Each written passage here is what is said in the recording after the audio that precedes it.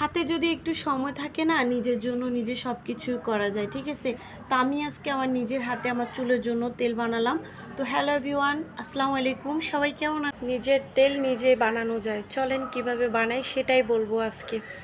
সবার প্রথমে আমি সব কিছু নিয়ে বসে গেছি। এটা হচ্ছে মেহেদি আর হচ্ছে কালো জিরা, আর এটা হচ্ছে পেয়ারা পাতা, এটা হচ্ছে মেহেদি পাতা, এটা হচ্ছে তুলসী পাতা, এটা হচ্ছে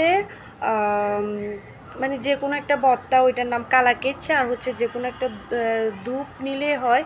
তো এটা হচ্ছে ভর্তার জন্য, আর এটা হচ্ছে কালা কেচ্ছে বলে আমাদের এখানে, ফেনীর ভাষায় কালা কেচ্ছে বলে, আবার কালো কেশেরাসও বলে।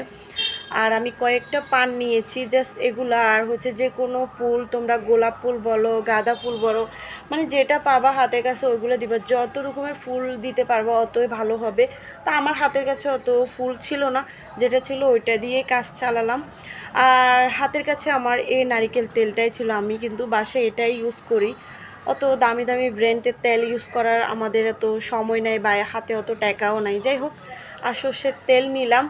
এগুলো দিয়ে আমি আজকে সুন্দর করে আমার মাথার জন্য আমি তেল বানাবো। আমার ছোটোবেলা থেকে আম্মুর কাছ থেকে